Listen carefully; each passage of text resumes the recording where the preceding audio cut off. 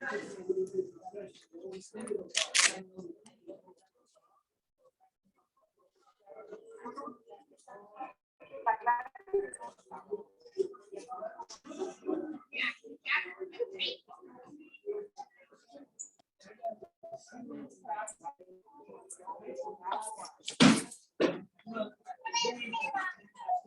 welcome here.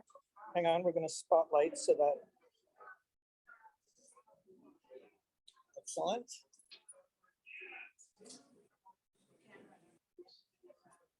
Good to see all of you.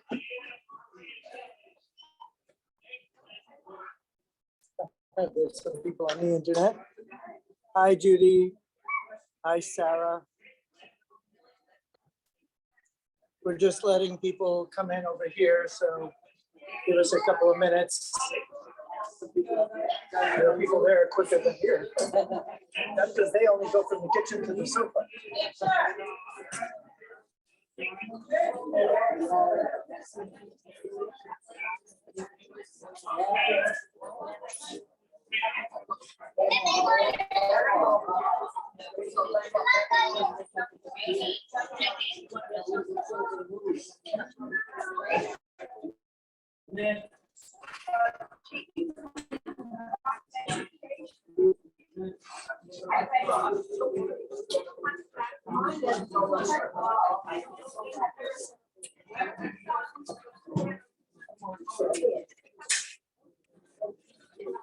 We're going to be starting our museum tour. So if you'd like to participate, please make your way this way. If you're not going to participate, please keep your voices down so that those who are participating can enjoy. You don't recognize.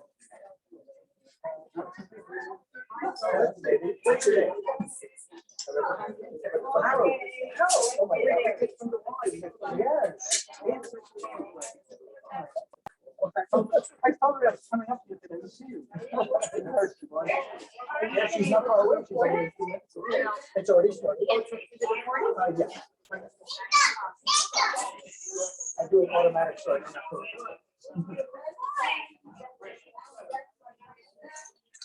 So step right up, ladies and gentlemen, to the Museum of Interesting Things. Step right up. We're going to have a show right up front here. And you're going to get to actually touch the antiques. You're going to put them in your hands. But you got to be close.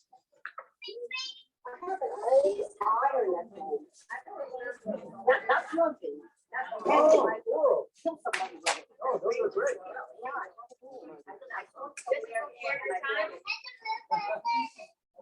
I remember a phone like that. It looks like it's smart. I have that one. Every time I see your phone, I feel like it'll lit up.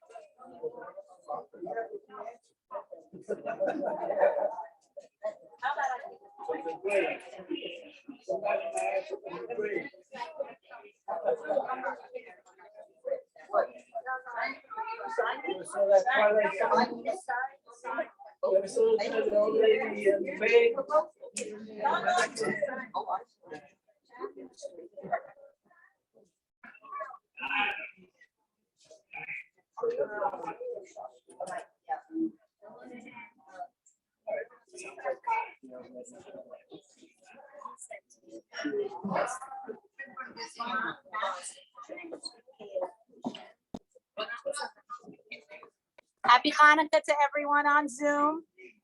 Good seeing you.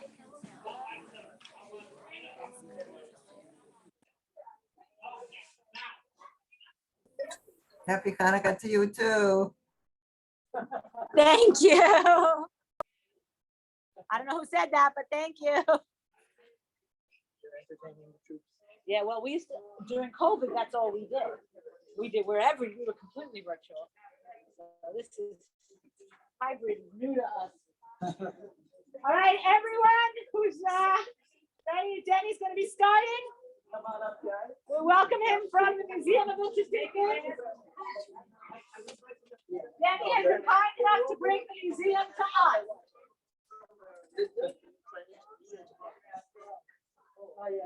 So, welcome everyone. Thank you. I'm Denny Daniel of the Museum of Interesting Things, which is a traveling museum that goes to schools, places like this, events, and shows people their iPhones didn't come out of thin air. They came from a long line of inventors. In fact, pretty much everything on my table and that you're going to see today, you could probably do with your iPhone. But if you were alive 100 years ago, you'd have to have all this in your pocket to do what that one iPhone does. Imagine that. So I call it kind of the missing link factor, all the links in the chain until we get to the iPhone. Because people think these things just popped out of thin air. But what does an inventor do? An inventor basically solves a problem. Everyone thinks invention is something only a rocket scientist can do. NASA PhD. No, an inventor just solves a problem. And every day you guys solve a problem. Just like, wait, did you tie your shoe? Well, then you just saw, I noticed that you double knotted your shoe. Are you a rocket scientist? Are you a Columbia University PhD in engineering? No. Well, ladies and gentlemen, give her a hand. She invented it. And that's all an invention is. It's solving a problem. Her shoe untied, she double knotted it. Don't make it mysterious. Don't ever think that only other people can be inventors. Everyone can be an inventor as long as you solve a problem and come up with a good idea. Even if someone laughs at you and goes, "Oh, that's silly," or whatever, because you solve the problem, invent it, become rich, and laugh all the way to the bank. That's what all inventors have done. Most of the inventions you're going to see, those inventors were somebody that people laughed at the beginning. You know, so the first item I like to show, because you probably want to see some interesting things, don't you? And the guys on the internet, you guys want to see some interesting things on your sofas, don't you? Well, I could use a volunteer. Who wants to help? Who wants to volunteer? Step right up. Now, do you know what this machine is right over here? This is a Thomas Edison cylinder phonograph record player. I don't know why she didn't say that in one breath. And would you like to try it? Excellent. So you want to grab that and spin it clockwise. Excellent. Now, ladies and gentlemen, clearly this woman is a child because it has a child safety. You notice that you were doing nothing. That's because Thomas Edison realized that kids like her would walk up to this, overwind the spring, and break the spring. So you know those medicine bottles where you have to push it in and then turn it for it to open? I thought those were invented in the 80s. They were, the 1880s. So what you have to do with this is you have to push it in. And then wind it. And then it will get so go ahead. And then wind it. Now you can feel it. Very good. Let's see how it is.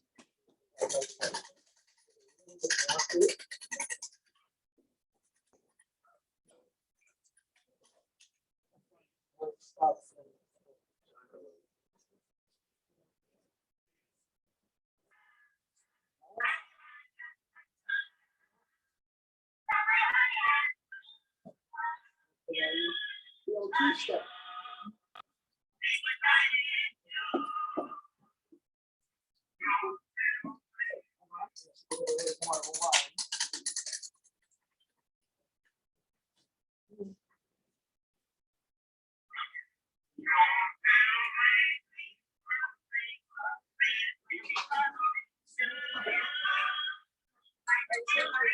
Now, the only problem is it's a little loud, and I can see that Shuri's getting so angry that it's much too loud.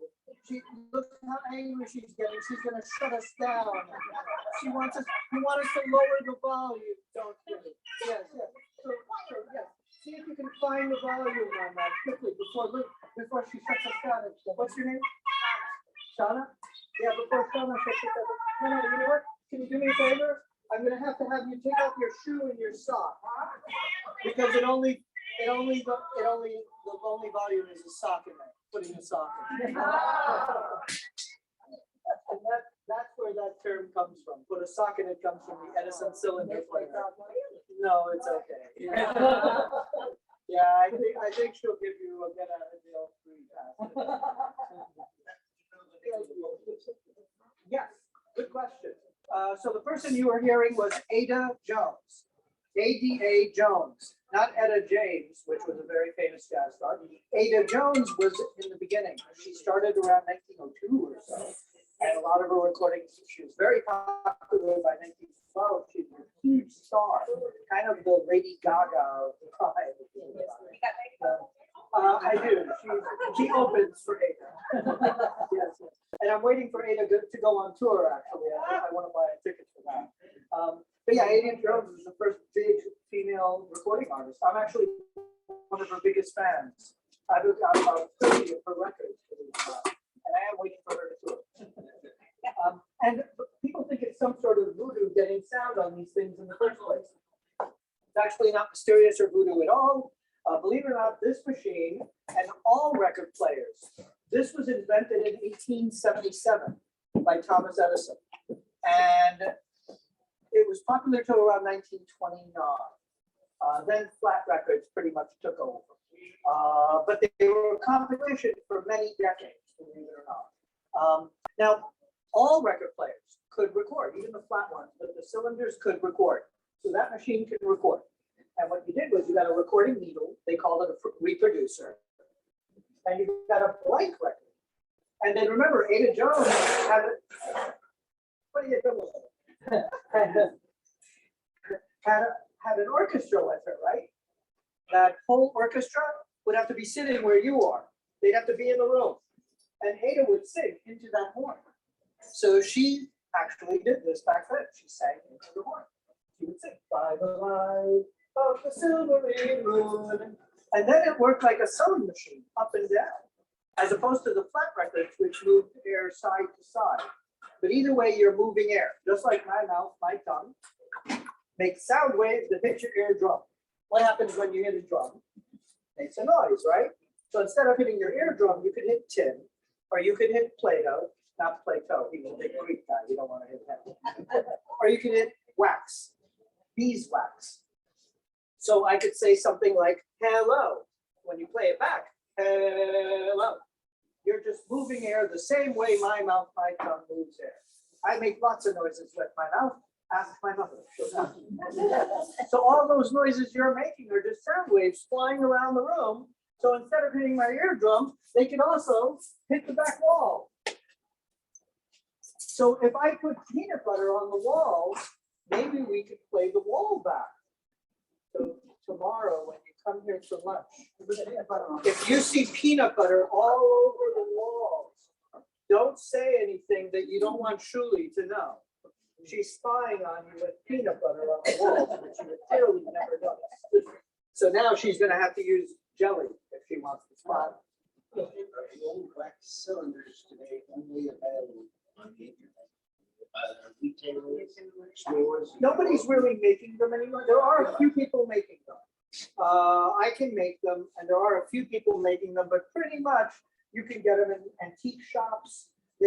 Edison made them for decades, from 1877, 1880s up until 1929. So there were not thousands, there were probably millions of these things. And I don't go into prices because I like to just stay in a museum, but it could range wildly with antiques. Things could be very cheap and very expensive. So what I always tell people is when you walk up to something and go, oh my God, this must be a one of a kind. It was Thomas Edison. He was an entrepreneur and a capitalist in a democracy. He made a lot of them. If the man's selling it for the price of a Jaguar, thank you very much. And then find it someplace else. And we have requests from the Zoom people. If you move over that way, then you won't turn away from them when you're talking. You'll be turning a little bit.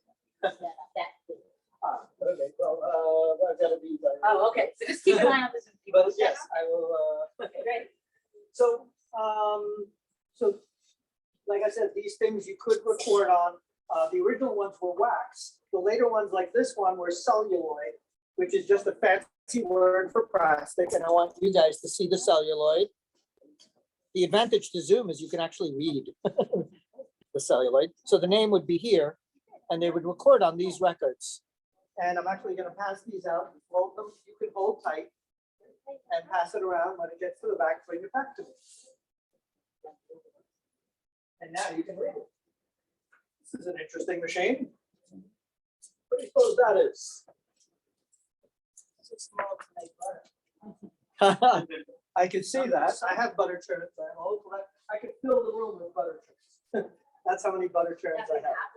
So this is, and I do have an apple peeler. It looks like a torture device from medieval times. Yeah, when I show it to kids, they're like, "Oh my God." And I go, "Don't worry, if you don't do your homework, we're not using this on you." It's an Apple torture device. That's what they'll say. But this one is, well, it was commonly known as a calliope or a music box. And would you like to try it? Excellent. So I'm gonna pass around a little bit and just hold this and just move it this way. Turn this. Okay, hold that. There, good. Done. Done. Done. This is from the 1870s. Oh, look. Yeah, 1870s, 1880s latest.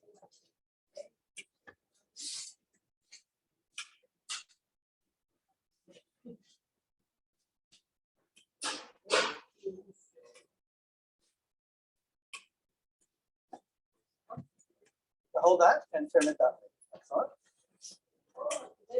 Excellent. And then for the guys on the internet, let's see, where's my glasses? Okay, where Sarah, go like that. And then Esther, go like that. And then Reba, there you go. Basker.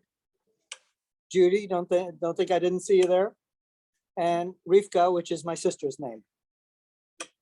Oh, Rivka, now you connected. There you go. It's almost like my sister is right here in the room. And are you guys ready to hear it? Here we go.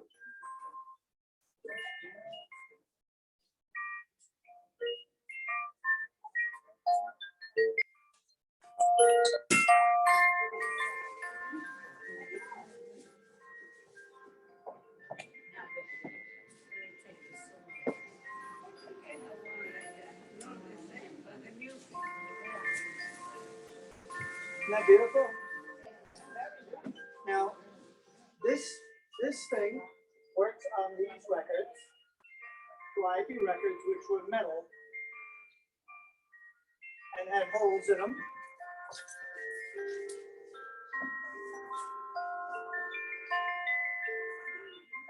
And this device, which is over 130 years old, 140 years old, and goes back hundreds of years, inspired something very modern. And I'm not sure if you guys have heard of this extremely modern device that this hundreds of year old technology inspired. And I'm so sorry, Chana, that I have to expose them to this modern device. And now they're requiring you to increase your budget and buy one of these extremely modern devices that I'm not even sure that you have heard of. Have you guys heard of the computer? Yeah. You've heard of these things, have you? When I do kids, I have no clue what I'm holding. That one is from Germany, but but all countries made these things, just like player pianos. But that one happens to be from Germany from the 1800s.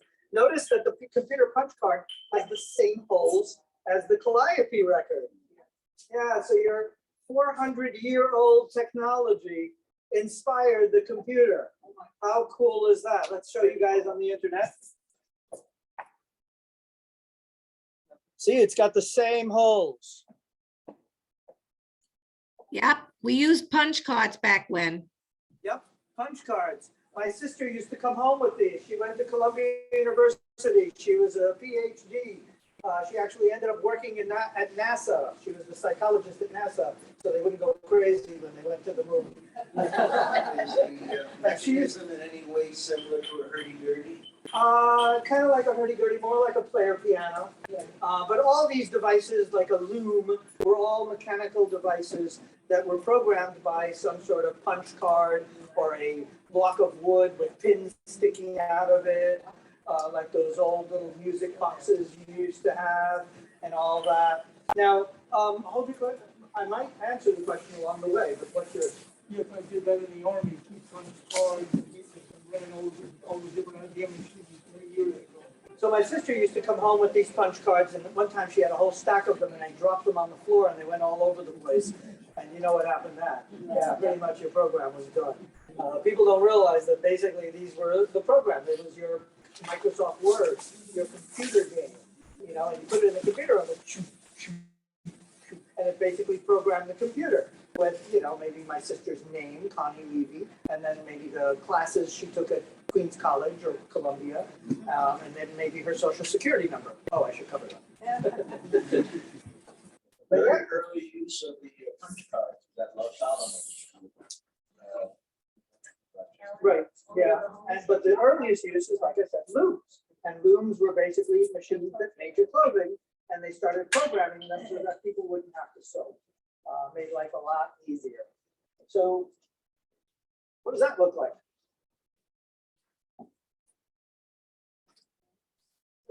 It looks like a saxophone, right? Well, it's not exactly a saxophone. It's a play. Oh no, but I like that idea. You're thinking like an inventor, you know. And she's like, wait, this could be. And there, like I said, if you laugh at someone for something interesting and funny, at the end of the day, invent that, make a meat grinder, become rich, and laugh all the way to the bank. And that's what inventors do. They look at this and they go, I don't need a saxophone, but I could use a meat grinder. And then they come up with an invention based on the saxophone, and that's how we got computers, based on player pianos and looms. So yeah, every time someone laughs, you just made a millionaire. I need a trip to Hawaii. I don't know if the Grange and Skull system that are the instruments that the children play, or whatever they call it. Yeah. It looks like similar that. to It that. does. So this one is a little bit different. This one is actually a playo sax. It's a saxophone player piano. Yep, because this one had a roll here. You would put a paper roll in here, and then when you would wind it, the paper roll played the notes for you. A playo sax, or a playo piano saxophone, or what I like to call saxophone for dummies.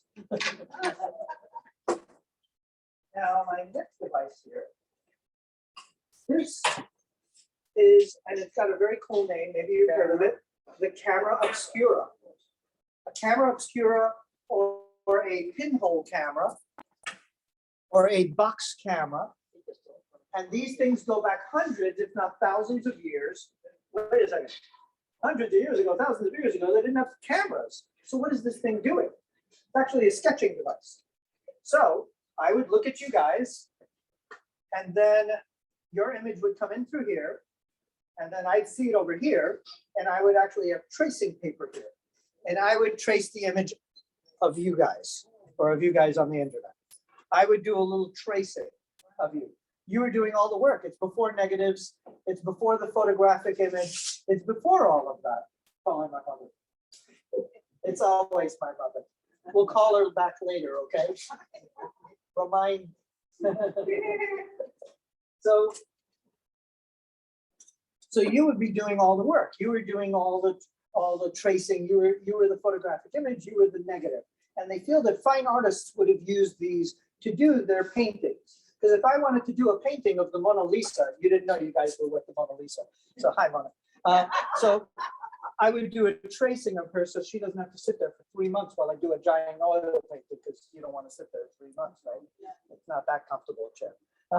So I would do a tracing of her, and then she would go home. I'd bring the tracing home, and then I would use that as a guide to do my oil paintings. And a lot of the kids are giving me this documentary that's out recently. There's this whole scandal about Vermeer and a lot of the Renaissance painters, that they didn't paint their paintings, they traced them and they cheated. And now there's this big scandal, like, did the Renaissance painters actually paint their paintings or did they trace their paintings? And I'm like, dude, they're dead. Let it go. You know, and they can't defend themselves. Pick on someone your own size who's alive. You know, that's so not right. The guys are dead. It's really easy to demonize them. And even if they did trace them, guys, if I did a tracing of you right now, trust me, it's not on the wall of the Met in 100 years. It's hardly on my mother's refrigerator. Okay, so they did a pretty good job whether they traced them or painted them. But definitely fine artists would have used these camera obscuras as a guide to do their paintings. Now I've got a question for you. When this camera obscura sees you and you and you and all of you, and in fact, when I see you, and when you see, are you seeing me right side up or upside down? Anyone know out there? Are you seeing me right side up or upside down? Upside down. Upside down. You know, it's 5 o'clock somewhere, right? What did they put in that soup? No, actually, you're all seeing me upside down, whether or not you drank the soup. You're all seeing me upside down. And then your brain realizes that I'm not upside down, and your brain flips it back. Now, a lot of people don't know this at all. Most people. Some people know this, like eye doctors, mentors, and other people. And something like, I think I've heard of this, I'm not sure. But one thing is for sure, nobody can explain it in any way that makes any sense whatsoever. And when I researched it on the internet, it gives you a bunch of math and a bunch of graphs, and it says the physics of light. So when I went to schools and taught kids, I would always say, it's the physics of light, and move on quickly before kids ask that horrible question, why? And then I would have to actually know why. Now, one time I do a lot of shows in my space on Broadway in my apartment, and I do some private shows there. And a couple showed up one time, and the woman said to me, you know, you explain things so comfortably, so well, you will remind me of a quote Einstein said that I'd never heard before. And maybe you've heard of this quote Einstein said. Einstein said something to the effect of, if you can't explain it to a 6-year-old, you don't know it well enough. I hear you. Yeah. So I thought to myself, challenge accepted. And then I got to this point of my lecture and I realized I'm saying the physics of light. Clearly, I don't know it well enough. I can't say that to a 6-year-old. So when she left the room, I locked the door. I got on the internet. I read every website. I read every book, every article. I said, I'm not leaving this room until I know the camera obscura and why you see upside down like the back of my hand. Where did that come from? Well, good enough to tell a 6-year-old. And I actually can read the math and the graphs because one of my majors at New York University was actually economics. So I could read the graphs and the math. But you know what? You don't need math. You don't need graphs. You don't need the physics of light. Do you know what you need?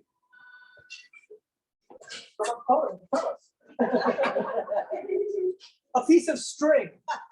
Yep. All I need is a piece of string and this woman's foot. Step right up. Something is clearly a foot. Step right up.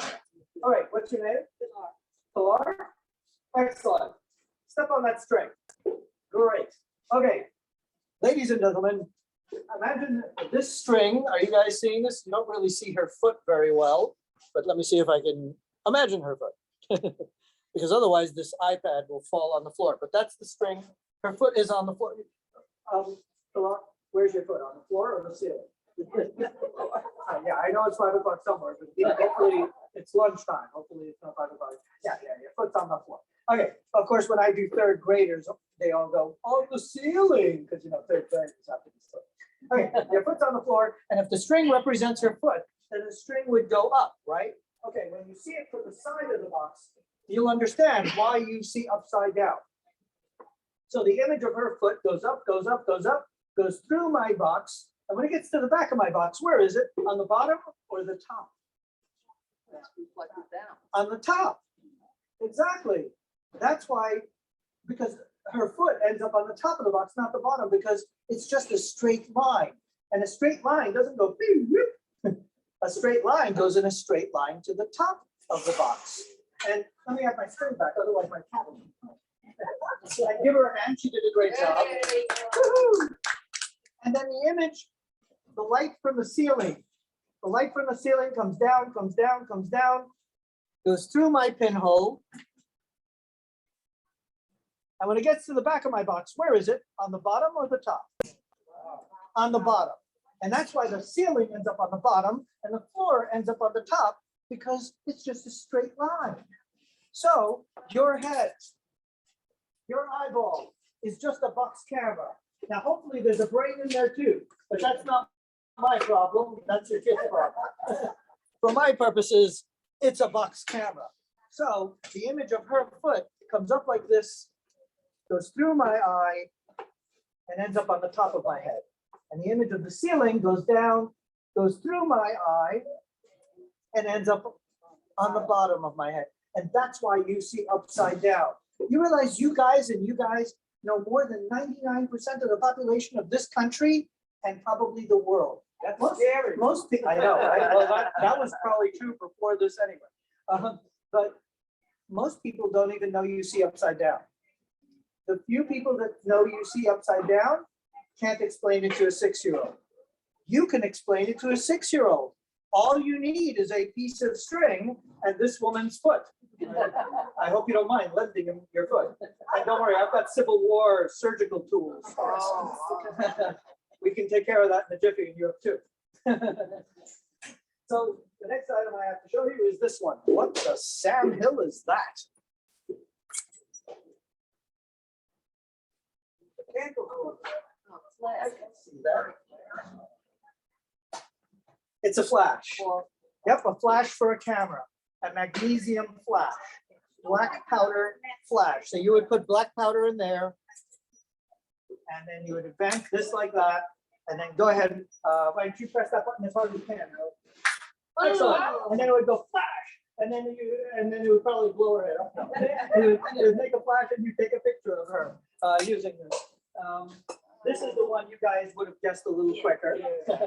Yeah, if you ever watched Bugs Bunny or the Addams Family. And back then, you remember they would put, like, in Bugs Bunny, they'd have a giant pile of black powder here. If you put that much magnesium powder on this, you would have blown their head off.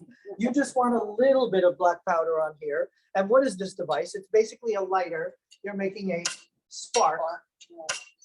And it would spark the black powder, which was magnesium powder. And that would make a flash, and you take a picture using that flash. We look at this, we go, my God, that's barbaric. You're blowing something up to take a picture of this poor woman. What do you think she's doing with her cell phone now? She's doing the same thing. You're using the electricity in her cell phone to make a flash, an explosion in her cell phone. She's still blowing things up to take a picture of the audience. Shauna, what's wrong with you? I thought you loved us. So that was the precursor of the flash cube or the flash bulb. Right. So the flash in her camera is still that, and the old bulbs in the cameras, you remember those flash Yes, bulbs? yes. Well, that's a light bulb that blows up, a flash bulb. You're still blowing things up to take a picture. That's what you did. That was a flash bulb that blew up. We think our technology is so modern. Yeah, your iPad, is just sound flying into your, sound waves hitting your ear, hitting in your drum. And the flash in your camera is an explosion in your camera. And even your YouTube is a flip book. People think YouTube is such modern technology. What is YouTube? It's a bunch of still images flashed before your face. It's a flip book. That's what a moving image is. I actually lecture about it at NYU on the moving image. And kids are like, they think their YouTube is so modern. I'm like, no, it's a flip book. That's all it is. A glorified flip book. Remember the Nickelodeons? I've got 2 or 3 of them. I show them the Nickelodeon and they're like in wonder. And I'm like, that's your YouTube. You realize that. There's no difference between Nickelodeon and YouTube. It's just digitally you're flashing still images. Now, I'm going to enjoy doing you guys more than anyone because you know what this is. The box camera. Right, the brownie. I have one of my clients. I started this museum 12 years ago. When I used to say, have you guys heard of the brownie? 90% of people said yes. Now, no one does. I'm like, you're kidding. And we're not talking like 10-year-olds. We're talking 30 and 40-year-olds don't even know what a brownie is. I'm like, really? You've got to be like, no. Do you know what a brownie? Have you heard of the word brownie? Case in point, no one knows what a brownie is. And we knew what Victrolas were, and Victrolas were invented in 1877. I don't think anyone was around for that. So it's really interesting. I think we learned everything from Bugs Bunny.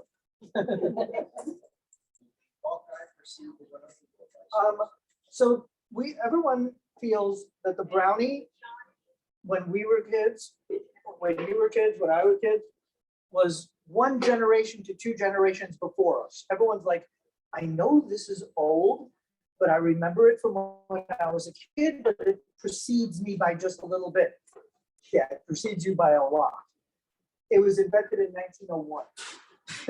So none of us were born for this, believe it or not. You're all too young. You're all kids for this. Yeah, it was invented in 1901 by Kodak, George Eastman. Back then in the 1800s, photography was like voodoo. It was, people thought it was spirits. It was a lot of chemistry. You had the 3 trays. It was all this science involved. It was very expensive to buy those big cameras with the bellows that were this wide. I've got a few of those. They were expensive. They were difficult. It was magical. And only really like serious, it was like rocket science. Only real serious professionals owned a camera. You went and your family got like one picture in a photography studio. That was like a big deal, especially in the 1800s. And George Eastman, Kodak, realized, wait a second, everybody likes pictures. Everyone would want to take a picture if they could. If I could sell this to everyone, instead of really expensive but cheaply to everyone, the world would buy my camera and I would become a millionaire overnight. So he hired a guy called Brunel. Now I thought the brownies were named after Brunel, like you just thought.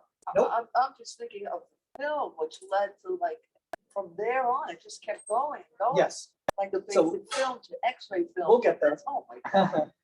So Kodak thought to himself, let me hire this guy Brunel, come up with a camera that's cheap, that I can make quickly, and I can market it to kids.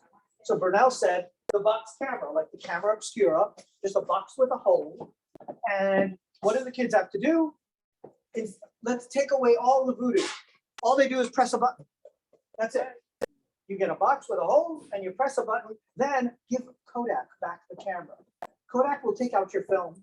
Kodak will process your film in the 3 trays and everything. Kodak will develop your film, will print it, will reload your camera. We'll mail you back your camera with your pictures. You just take pictures. We'll do the rest. And now that's where you get the photomat and all those. That in the old days, you have to do that in your basement with a bunch of toxic chemicals. Now they took it out of the hands of those guys. They said, we'll do everything. So all kids had to do was press a button. Now they sold the camera in 1901 for $1, which was really cheap in 1901 for a camera. Cameras were much more than $1. So he sold them for $1 because it was just a box with a hole. And how do you get kids to buy it? Because cameras were voodoo. Well, they called it a brownie. Well, you're too young to know what a brownie is. This is what a brownie is. Nope, Oh, it's not even a cookie. It's a bear. Brownies are bears. Yeah, and it was a writer, Palmer Cox, who came out with these brownies. And there were all these books. That's what a brownie is. It's a little bear. So the first brownie this woman sees is the bear. Yeah, it was actually bears. They were very popular with kids in the mid-1800s. This was the sensation. This was Snoopy. This was Charlie Brown. This was Mickey Mouse. So every kid wanted one of these. If you were doing advertising for soap, you had brownies using your soap. If you were advertising for luggage, I saw brownie advertisements with with luggage, talking people's luggage. It was a huge sensation, and everyone put them in their advertising to sell products. And Palmer Cox made lots of money licensing it to luggage companies and soap companies and everything. It was even bigger if you think of it than Mickey Mouse. You don't see Mickey Mouse in it, as much as even because it was kind of early days. So this was the only game in town. So he named them brownies. It's kind of like calling it the Snoopy camera or calling it the Mickey Mouse camera. Every kid wants a Snoopy camera, right? Every kid wants a Mickey Mouse camera. So he actually gave, and George Eastman was a cheap guy. He did not spend money, dumbly. He was wise with his money because he was originally a bookkeeper. he was an accountant, numbers guy. And he bought a camera and started getting good at it. And he started coming up with patents and coming up with ideas on how to make the camera better, but he really wasn't a photographer, actually. That's why I tell people, if you come up with an idea and people laugh at you, well, that's what happened with George Eastman. He came up with an idea, people laughed at him, and he made millions of dollars and laughed all the way to the bank. And for over 100 years, his company did pretty well. But he actually licensed the Brownie name so that he could keep calling it the Brownie at least while Paul Cox was alive and make money on it. This book is late 1800s for this one. This is probably 1880s or so, 1870s for this book. This is an original Paul Cox. I try to always get first versions. One of my majors at NYU is also literature and history. So I've got a huge literature collection in the museum. So this is an original. And I believe, I'm almost positive it's the first edition because I'm really big about getting first editions. But I know reproductions in the museum because kids have that horrible habit of going, oh, is that a reproduction? Is that real? And the minute I tell them it's not, the entire show is just gone. So I can't have one reproduction because it wipes out the rest. So I'm like, everything has to be real and has to work, especially with kids. They're so picky about it. But now you know about the Brownie, which I thought was a really important thing to know about, because that's really why you have cameras on your cell phones. Up until digital, you still had to develop film. Film still was complicated in rocket science. If it wasn't for Kodak doing the job for you, you couldn't just press a button. You had to go to the basement and develop it, and then print it, and get it right, and do the timing just right. I was a photographer many, many years. I worked everywhere, from Limelight to MTV. It was a lot of work doing that stuff. As a kid, I used to do it. So, not as easy as people think. So who here has a cell phone? All of you have a cell phone? Oh, look, I have a volunteer. She raised her hand. That's how I get a volunteer. Come on, step right up. Give her a hand. All right, stand right over here, face the audience. Excellent. Actually, stand right over here so that audience can see you too. No, right over there. That's exactly where I want. That's where they want you. All right. Now, what's your name? Linda. Linda, do you often keep your cell phone in your pocket? Yes. Excellent. Good. Now I want you to close your eyes and face right over there. Make sure she's not cheating. All right. If she was alive 100 years ago, the telephone in her pocket would have been this one. Open your eyes. Yeah, it would have been this phone. And hold on, I want to call you. And then go ahead, Linda, answer the phone. You've got a phone call. Go ahead, answer the phone and say hello. Hello. Where are you talking, Linda? Linda, where are you talking? You got to talk in there. It wasn't so easy. And let me tell you, when I get kids, they all go like this. They go, hello, hello. I said, you're not talking in the right place. That's where you listen, kid. You got to talk in there and listen here, and you got to carry this around. Not so easy. Give her a hand. She did a great job. Yeah. Okay, let me bring it a little closer for you guys. All right, guys. Say hello in there. And then you got to listen here. It looks even funnier on this. And Linda, where is this phone? Is it in your pocket? Up on the No, wall. in the up on the wall. Where? In the living room? In the kitchen? No, Linda, this phone isn't even in your house. Do you know where the railway station is? Do you know where the post office is? Yeah, this phone is sitting in the post office. Wait a second. How does Linda even know she got a phone call? I did, you know the Y up in Riverdale. I did the Y in Riverdale. One of the guys there looks at me and he goes, you know what I used to do as a kid? And I said, what'd you do as a kid? He said, I used to hang around the candy shop. And every time the candy shop got a phone call, the guy gave me a dime. And I hopped on my bicycle and went across town to tell someone they got a phone call. I said, you gotta be kidding. I said, I need that job. Hello, do you know how many phone calls are happening right now in New York and Manhattan Island? Do you know how many dimes I can make? Yeah, she quit her job. Shula would quit her job too. They'd be like, yeah, for a dime, I'll hop on a bicycle and ride all over town. There's probably a million phone calls happening in the next 10 minutes. Yeah, it wasn't so easy. And then eventually someone solved the problem and said, look, there's too many phone calls now. And you have to call the operator. Okay. And then the operator would have to know where Linda lives, where Linda is, what her phone number is. The kid on the bicycle would have to know where she lives. It was a small town. Yeah, it wasn't so easy. I have a question. Did the same wire that carried the telegraph and also the phone message, one and the same? It was basically a wire carrying electricity. Yeah, you could have the same wire do that, Both. or you could both. have different wires. It just depends on how much money you have and how many motors you have. But you could have both doing it. You know what I did last? I do a speakeasy once a week in Soho, and I'll, in fact, let me see if I have a pen. We showed a film. We showed the history of invention last night, and I gave you the film I'd never seen before, but I picked it up, and it was from a filmmaker guy, friend of mine that collects, and on the title it said Westinghouse remote telephone oven from the 1950s, and I'm like, there were no cell phones. How are you using your telephone to turn on your oven? How's that happen in the 1950s? That's not possible. I didn't hear about that. I bought the commercial. Westinghouse was working on this.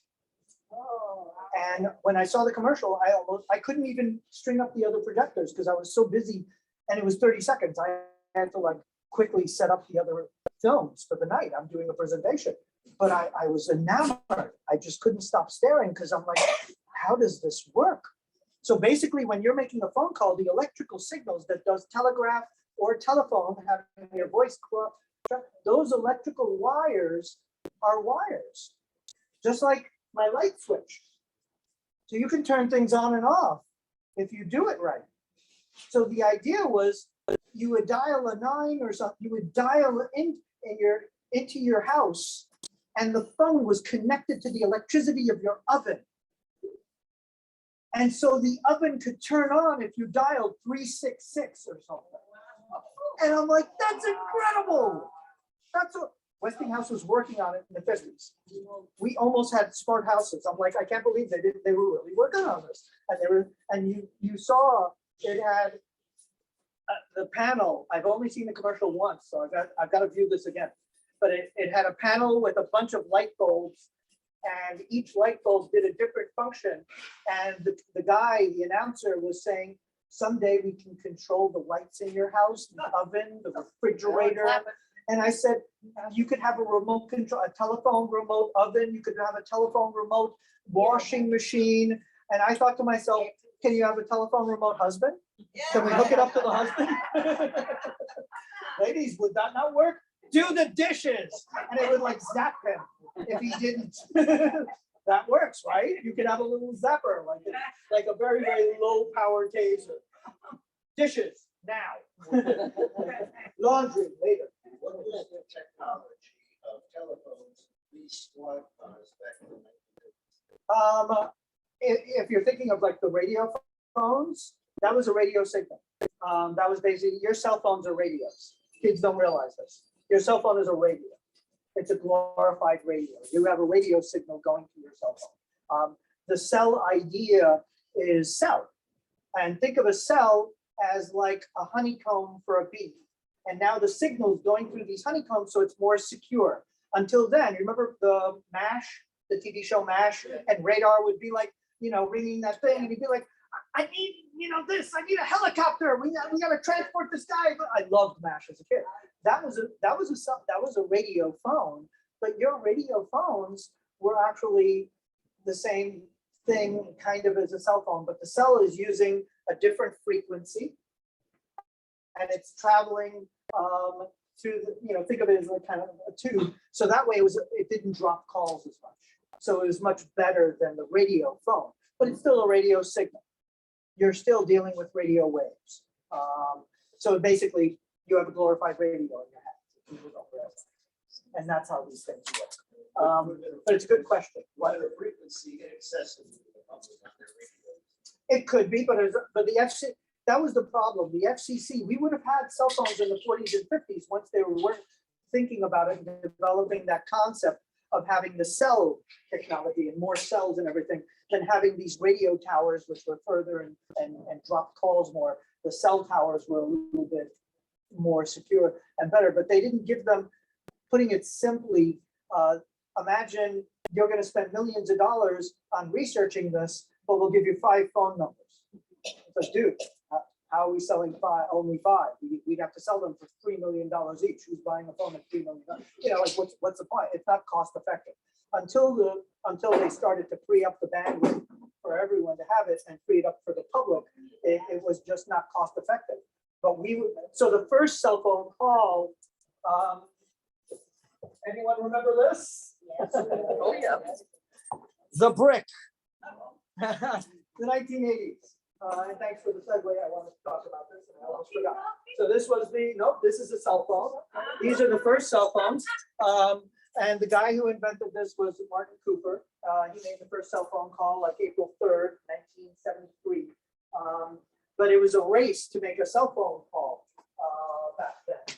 So everyone wanted to try to do this, but it was only until 1973 when they finally invented this and they finally made the first cell phone call. And I think to myself, well, we could have had them much decades earlier. We were in the 40s, we would have had cell phones in the 50s and in the 60s at Woodstock. You know, maybe it's better off we didn't have cell phones. Yeah. In fact, you notice that they waited till right after Woodstock before they gave us cell phones.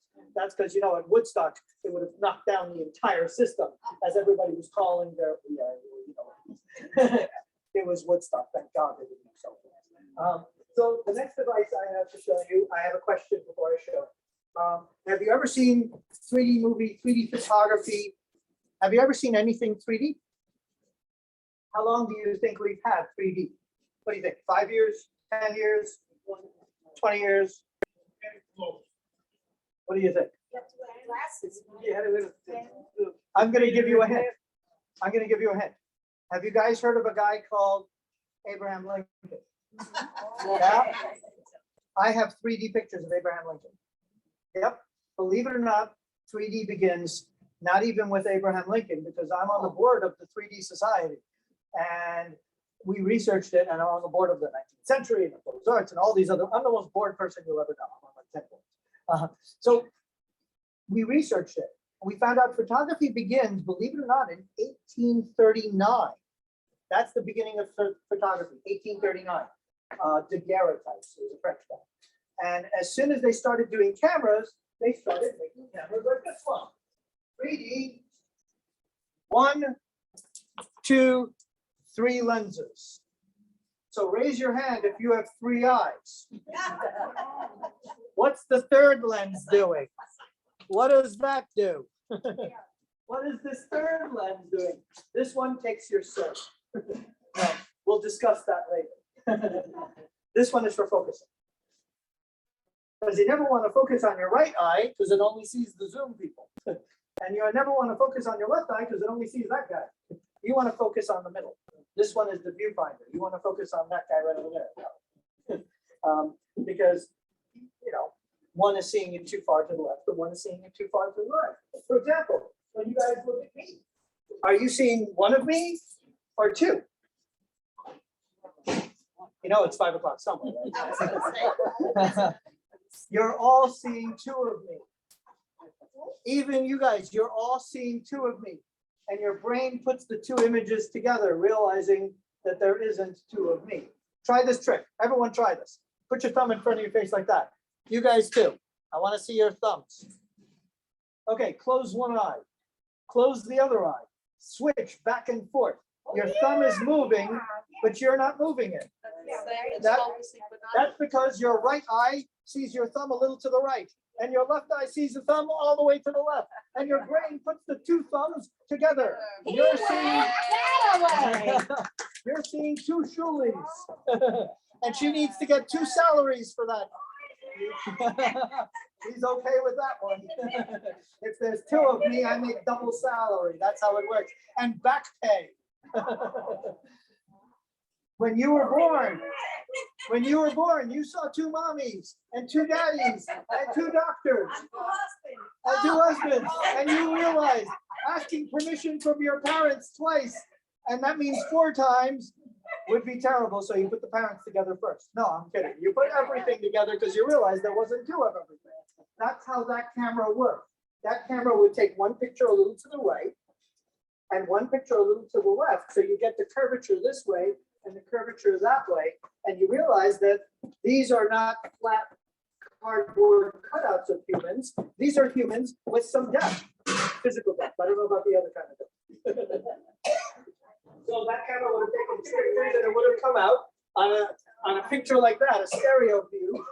That is an over 100-year-old stereo view. And then you'd put it on one of these stereoscopes, that's early 1900s.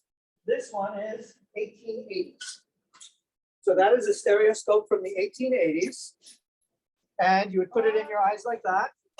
And then when you move it like that and focus it, you'll see a 3D image from the 1880s. I have not looked at this one yet. This one is insanely good. Holy moly. The teacup tells its tales. It's a tea party with Victorian women. This one really pops. You're gonna love this. I'm passing this around. But before I do, let's see if I can get it just right for you guys. So then the Viewmaster is the same We'll principle. show that in a moment. Ask and you shall receive it. I have. So you want to move it like that and then focus it and then stop it. I just can't stop looking at this one. It's really good. And these were hand painted.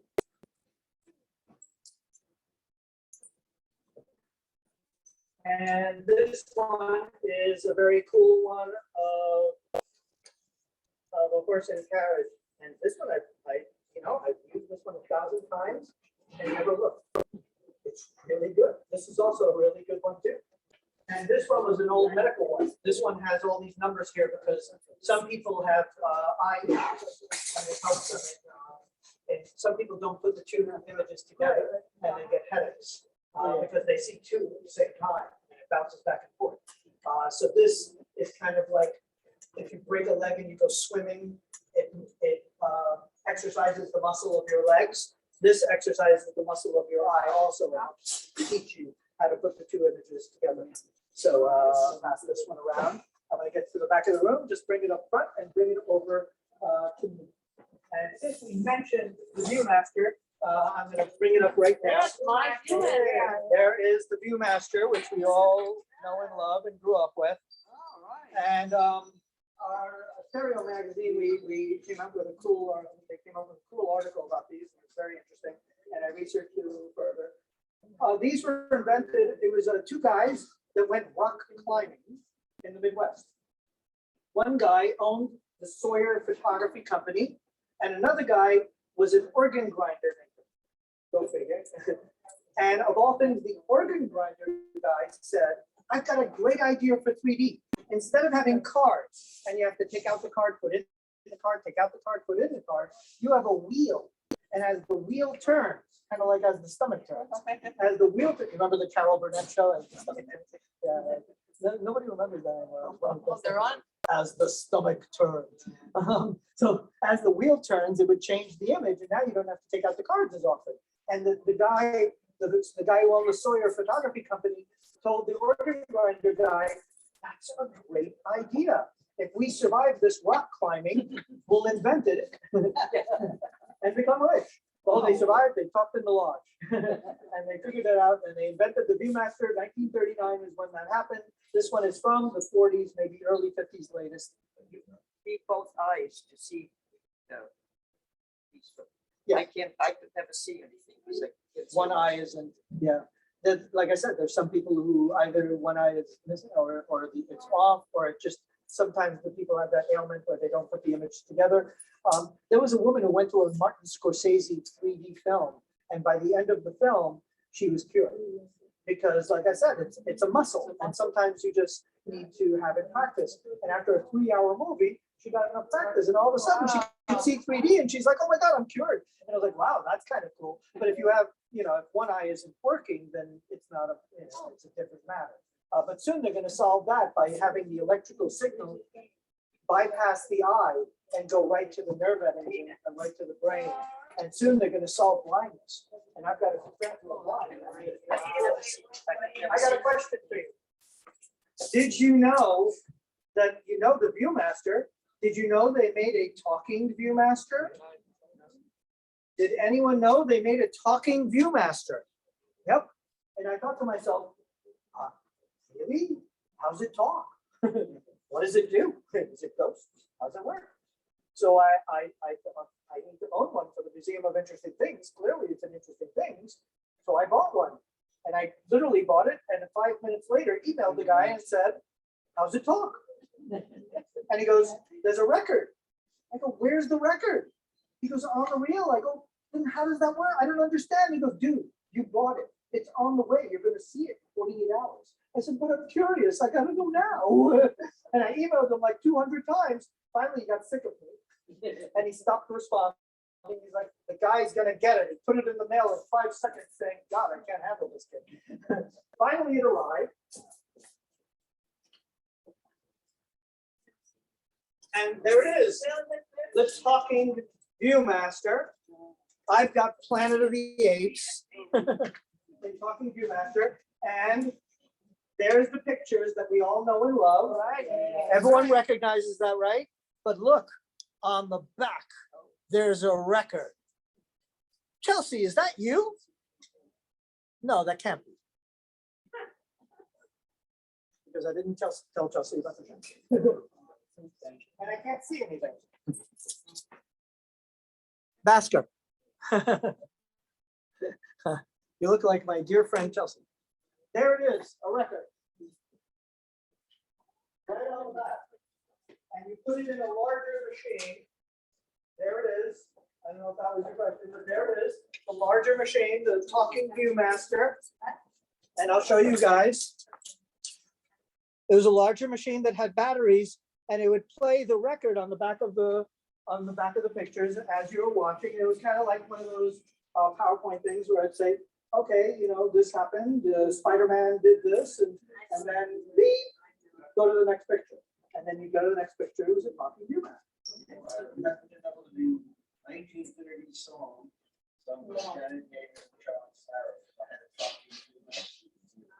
No, but it's not talking Viewmaster. Oh, talking picture. Okay. I was like, no, I don't know that one. That's kind of cool. I like. Maybe it was because, believe it or not, this was around for all your childhoods. This was around in the 60s. This was around in the 70s. This was around in the 80s, because you know what I have? I have the Holy Grail. I have Michael Jackson's Thriller. Oh, wow. I'm talking Viewmaster. How cool is that? This is the Holy Grail. So it was definitely around in the 80s. So why did you guys not get this when you had your birthday parties? Because this is what Mom did. Mom said, "Honey, that's very nice over there, but don't look over there. Look over here at the cheap Viewmasters." And we got ripped off every time we went to the store. Mom forced us to look at the cheap Viewmasters and didn't show us the talking ones. So you know what you're doing when you get home tonight? You're calling Mom through spirit, and you're saying, "I want a talking Viewmaster now." And you want back pay for all the years you didn't get talking Viewmasters. I'm probably causing a lot of trouble. Everyone's going to be like, "What? What are you talking about?" And then you know what our moms are going to say. They're going to say, "Oh no, honey, it wasn't me. It was Grandma that did it. Yeah, she was the one. She didn't show me." Yeah, sure. I'll let you see. And here's my conspiracy theory. That's how the apes in Planet of the Apes, that's how they talked. They had talking Viewmasters duct taped to their backs. And that's how the Planet of the Apes talk. I was doing a presentation with about 7 people in my apartment. And one guy in the very back looks at me and he goes, "No, Denny, they weren't actually apes. They were humans dressed as apes. And they were able to talk." And I said, "What? You're kidding. Now you've ruined the whole movie for me. I thought it was apes with talking Viewmaster. I figured the duct tape side, would tip them off that I was kidding. But no, he bought it. I was like, wow, that's funny. Yeah. Now his name lives in it. Well, I don't say his name, but his name lives in infamy. They were apes. They could talk.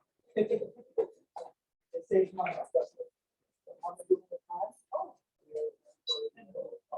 What? We're gonna get to that. Oh, in fact, before we get to that, I just wanted to mention, because, you guys know what a brownie is. Did you know they made a 3D brownie? There was a 3D brownie. And I want you to see how beautiful that brownie is. This is a Rolls Royce. Beautiful. They only made 5,000 of these in 1905 for like a few years, hardly 5 years. So this is, I actually own 2 of them because I just thought it was so cool and beautiful. But I have 2 of them remaining 5,000 that still exist. That is an original brownie, 3D brownie. And what film would be used for And that? what? What film would be used for that? I'm going to show you the back. You want to see the guts? Yeah. Roll film. It actually had roll film. And you guys will be able to actually read that. That actually used roll film. They had roll film in the 1800s. Yeah, Kodak already realized. Put it in. What? How they put it in. Just like that. Just like we put in film before, just this film is a little wider. Because this actually made those stereoscopes. This is the perfect size for the stereoscope cards.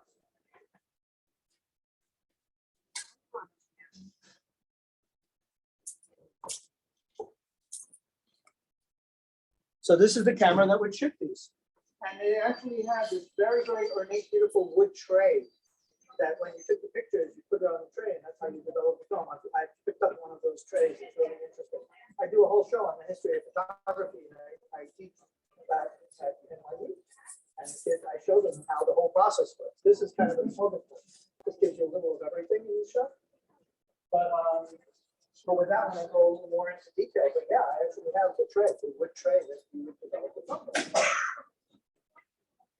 Yeah, this is one of my favorite of the cameras. This one stays in my living room. And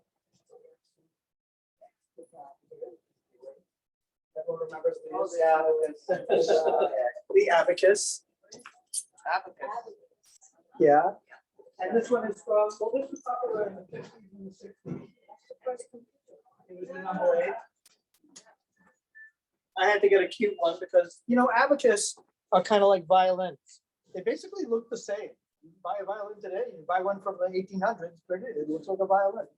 No one goes, wow, is that still a violin? Yeah, it's a violin. But same with these things. Every one of the ones I saw were like wood. They all look exactly the same for hundreds of years. So I was like, this one looks cute. I like this. And a lot of people never figure out how to use it. Raise your hand if you can count to 10. All right, great. Then you know how to use an abacus. You're just counting to 10. This is 9 little bits over here. So you would count all the way up to 9.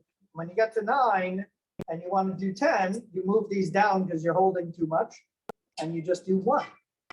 And this would be the tens. So now you've got 10. If you want 11, then you go like that. 11, 12, 13. And that's how this works. It's as simple as that. It's not rocket science at all. Yes, I have a slide rule collection. Apparently there's a slide rule society, because nowadays kids have to have a society for everything. With the internet, we have a group with us on Facebook. So they found me doing a maker fair. I used to make a fair a lot of clients for many years. Maker community. And they found me and they saw one of my things. They're like, you need a slide rule. So I was going to be there the next day, and he actually showed me a beautiful slide rule. It's huge, it's big. The museum has leather case and everything. I was like, wow, you really are like president of the slide rule society. And then I went and got one myself, and it's from the 1950s, and it's very interesting because it was manufactured in Japan. Oh no, not Japan, occupied. It actually says it on the bottom of the slide rule. I just, I wasn't born for that. So I look at it and I'm used to Japan. I'm not used to that country being occupied. I just can't imagine Japan. They practically occupied us in the 80s. Remember when they bought up, like, they were buying up all the trophy things, like Radio City, Rockefeller Center, they bought it, but, right, they were like buying all of our stuff. And I was like, wait a second, we laughed at their products for decades, and all of a sudden they need our lunch. And our president threw up in the guy's lap. And I was like, yeah, this isn't looking good. But laugh. He laughs last. You always gotta watch out. Like I said, never laugh at someone, you never know what's gonna happen later. Laughed at us, and then they ended up losing their hands, yes. So it's very interesting, but I just never thought of Japan as occupied. It's very interesting. Think in our generation, in our lifetime, what happens in the world?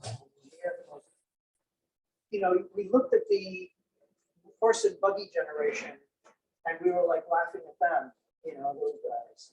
But the truth is, the generation growing up now, us and the kids growing up now, are that generation, but it's almost cooler. There's so many things that we're seeing that next generation will not understand. Life without the internet, being able to walk outside, we're done. The only way to find out what happened is you called mom, and you said to mom, I'm meeting John at Central Park. He's not here. Where is he? Oh, John called from a payphone. He said he's meeting you at the tree. And we had to coordinate. And if mom had to go get milk, we were all doomed because there was no answering machine. Mom was the answering machine. That's how we figured out what was going on. I called mom. We coordinated with mom. And I've rewound history and placed cell phones into my history because I can't imagine how I did it. I'm like, I must have had a cell phone. How did I meet you in Central Park? It's a big park. And my friend said, when graduation for NYU, meet me at the sign that says the Great Lawn. Dude, it's the Great Lawn. You know, the signs say Great Lawn this way. The entire perimeter of the Great Lawn has signs like that. I didn't know where. I'm like, there are 100 signs. Where am I meeting you? The Great Lawn is great. It goes, what? Any idea what this is? Motion picture camera. You're close. This is a magic lantern. And the magic lanterns go back hundreds of years, and 100 to 300 years. And it's basically a projector. But wait a second. Hundreds of years ago, they didn't have light bulbs. So how's this thing working? What's it using for light? Right, a candle or an oil lamp. Yeah, and there's the oil lamp. This one is from the early 1900s. This one was a children's toy, because clearly children should be lighting that. Yeah, whatever doesn't kill them teaches them not to do that again. Yeah, and it would use the glass slide. And it's before photography, so you would have painted a picture on the glass slide. So you paint a picture of, let's say, a monster or a dragon or your great grandma. And then you guys would come into this room and I'd light my match and I'd put it in my glass slide and I'd project on the wall and you'd go, oh my God, it's a monster, it's a dragon, and it's Linda's great grandma. And all of you would go running and screaming out of this room going, let me show you monsters and dragons and Linda's great grandma. And that's why they call these things magic lanterns. Because imagine 100 years ago, or worse yet, 300 years ago, seeing an image on the wall. People thought it was ghosts. People thought it was spirits. People thought it was magical. And that's why they call these things magic lanterns. But they were actually used as a storytelling device. So a storyteller or a charlatan, like me, pick one, would show up at your town and tell the story of Mother Goose or Aesop's Fables or Jack and the Beanstalk. But it was also used as, and watch this man laugh, it was the first PowerPoint presentation. And it really was the first PowerPoint presentation. Replace the word PowerPoint with magic lantern. Thomas Edison had catalogs of magic lantern presentations. You could buy them out of the catalog. Yeah, PowerPoint did not invent this. They go back hundreds of years, and I actually picked up one of those catalogs. Here, before you leave, take a look at this. That is a 110 minimum year-old catalog. There's 3 columns. Every line here is a magic lantern presentation. There it is, a catalog of lantern slides. These are just historical presentations. There are probably a couple of thousand in this book alone. The PowerPoint did not invent this. It goes way back before that. But it has a third purpose, to bring back the dead. Her great-grandma. Her great-grandma isn't around, right? Okay, when I do kindergarten, kids are like, my great-grandma's still around. I just killed 35 great-grandmas. I'm like, all right, kids, great-great-great-great-great-grandma. Gone? And they're like, okay, yeah, gone. Okay, good. They brought back your great-great-great-great-great-grandma. And they did. They used them in seances. They actually used magic lanterns in seances, and they brought back the dead. There's a guy you know that believed in this. There's a guy you know that believed in this to such an extent that he wrote a whole book on it. And one of my majors, as you know, in NYU was literature. I've got over 500 books in the collection. This is a first edition copy, 1923. And you know the writer. You all know the writer.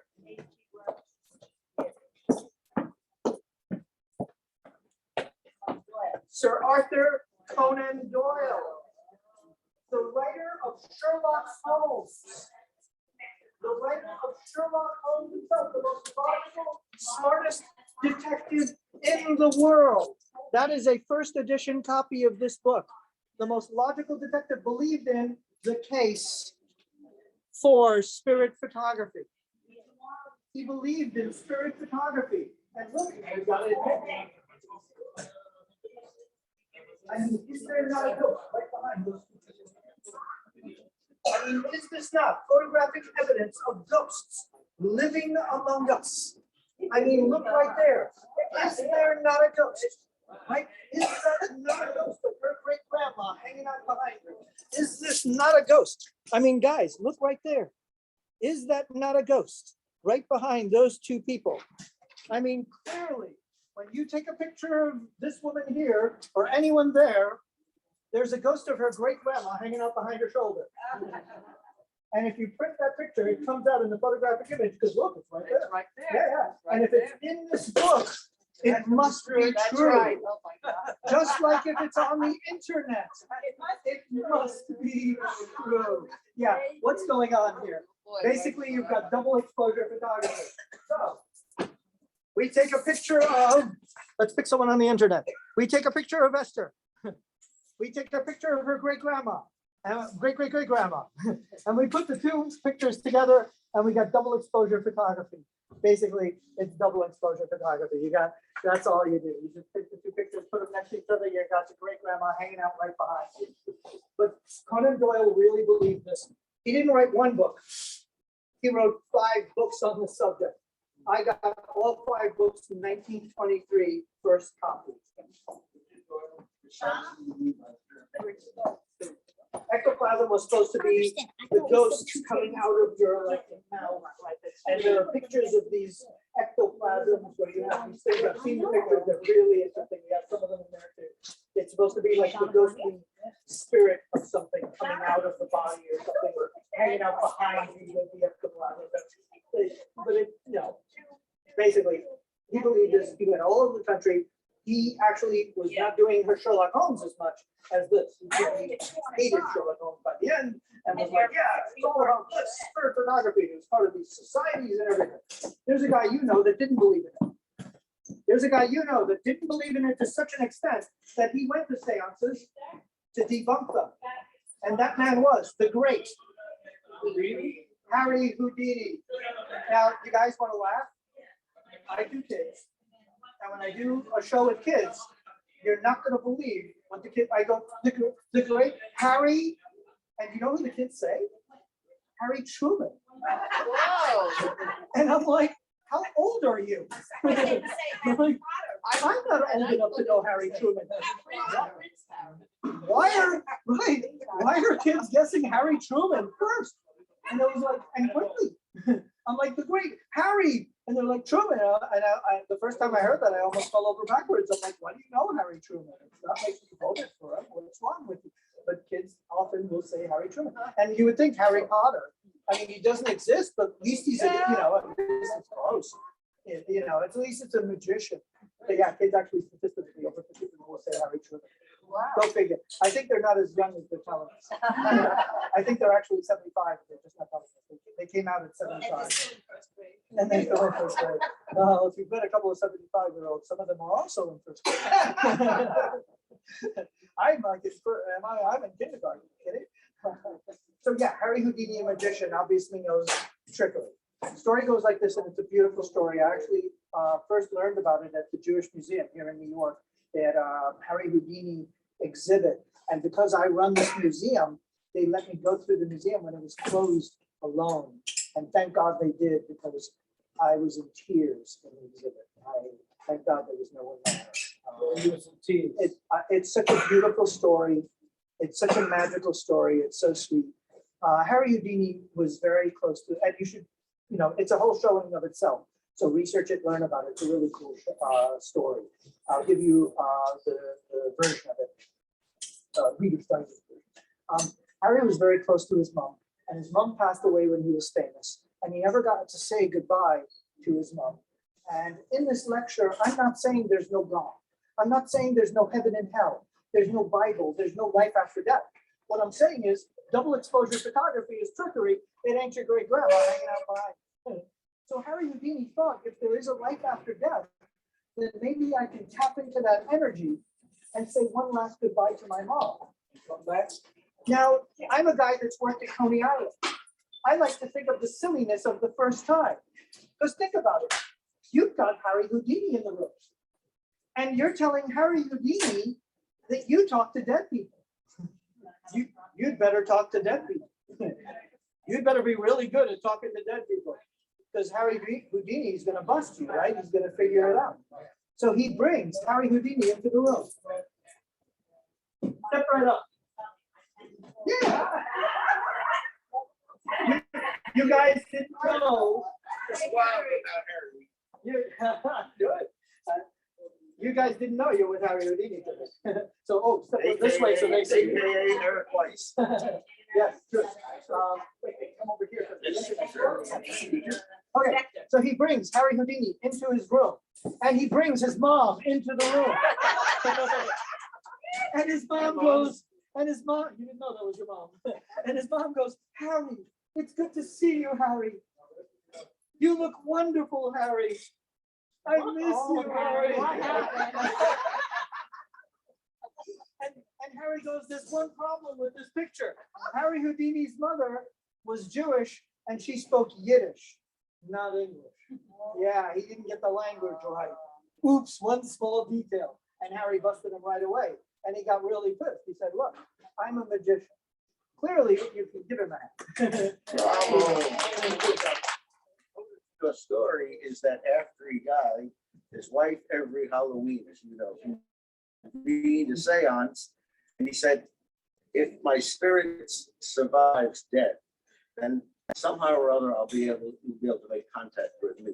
And annually, until the wife's death, she held this seance, including his best friends, and he never gave any indication that his spirit was eternal.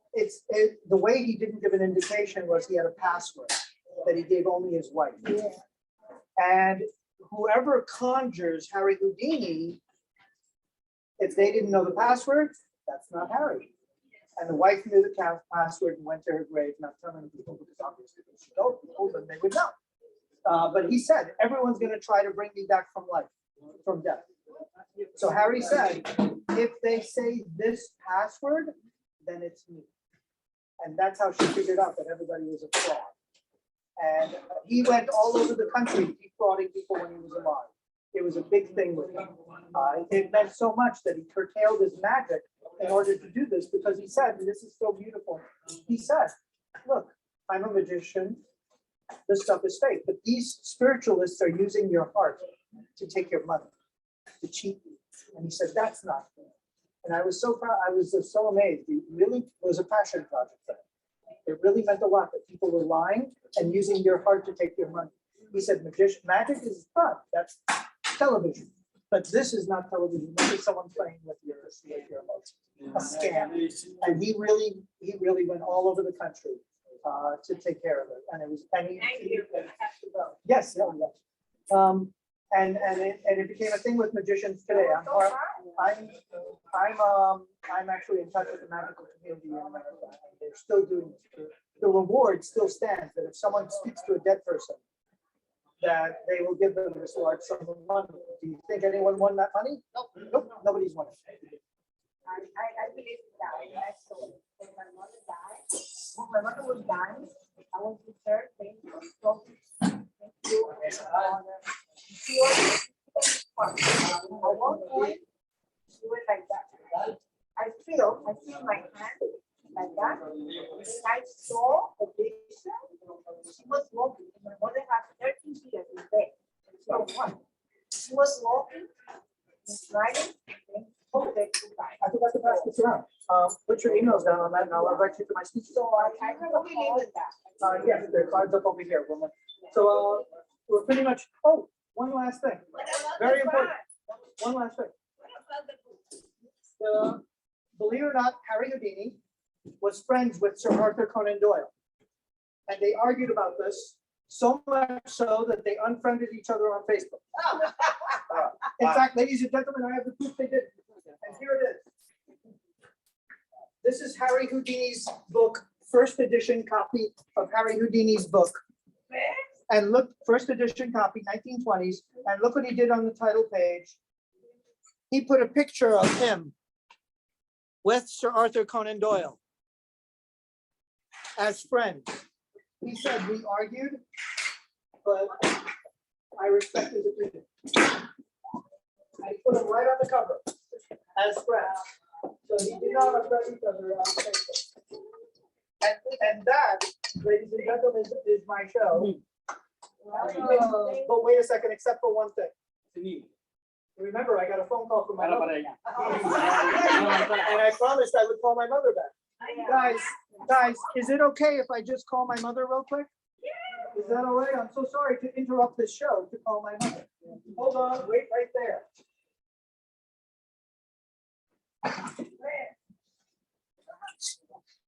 Hi, Mom. I can't talk to you right now. I'm doing a. Oh, did you think I would use my little cell phone? No, these were the first cell phones, the portable telephone. Yes, that's. I hope you guys on Zoom are using one of these to dial in. Because these were the first. It was like 1970s. And I'll hold out your hands. There. Would you carry that around? Here, would you carry this? Would you carry that around? What? What's the effective range? Is that your cell phone? This isn't, ladies and gentlemen, this isn't a cell phone. It doesn't have a handle. See, mine has a handle. You need to get a grip, woman. You need a handle. Yeah. So the first cell phone call was made, like I said, 1973 by Martin Cooper. He was a nice Jewish boy from New York. Who do you think he called? You. Mother. His mother? That's what everyone always guesses. I don't know why. Nice Jewish boy from New York. He actually called his competition. He called AT&T. He was working for Motorola and said, gotcha. It was a race to make the first phone call.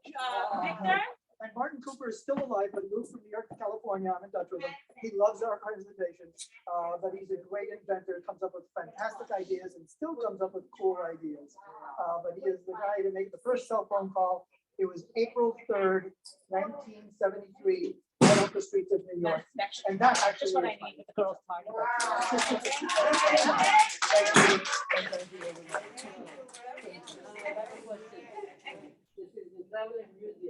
Yes. Where do you host it? I go as far as Oklahoma. I've done the schools. I take a brochure. And it'll give you, I never knew that.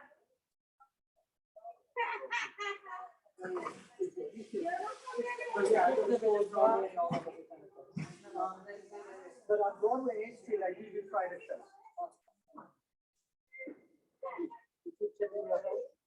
I have some important items in the house, some are in storage and all that. So I've got a few places. Yeah, and we do that speakeasy once a week, which if you guys want to come to the speakeasy, it's museumofinterestingthings.com, and my email is there, or .org.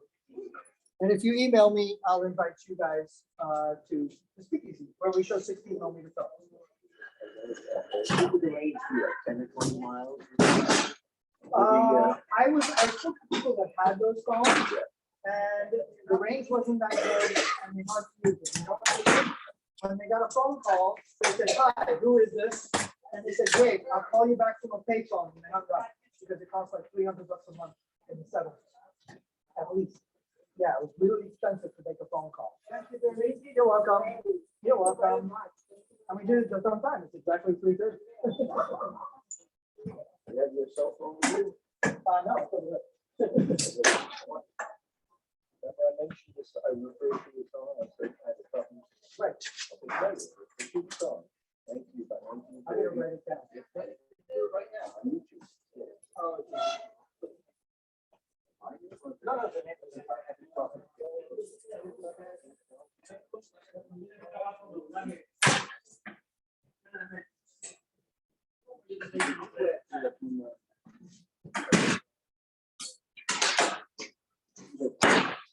oh, I should take it out of the humans on the chat. So thank you very much, everyone over there. I hope you guys enjoyed all the stuff over here. And hopefully I'll see you again. Like I said, you're welcome to email me, and I will let you, in on our speakeasy. Once a week, I show 16mm films and give a little history behind everything. So Thank thanks, you. everyone. What's your email address? I look up the Museum of Interesting Things on the Okay, website. You'll see my email there. That's Okay, easier than thank you. trying to make you memorize it. okay. Thank you very much. Thank you for the show. You're welcome. Or you can put your email in the chat. And if you put your email in the chat, then I'll invite you, because I'll Okay, get the thank chat you. later. Okay. Thank you very much. Bye, I guys. think Charles Sloth used this in Mutiny on the Bounty. We'll show you one last time the Conan Doyle book of spirit photography.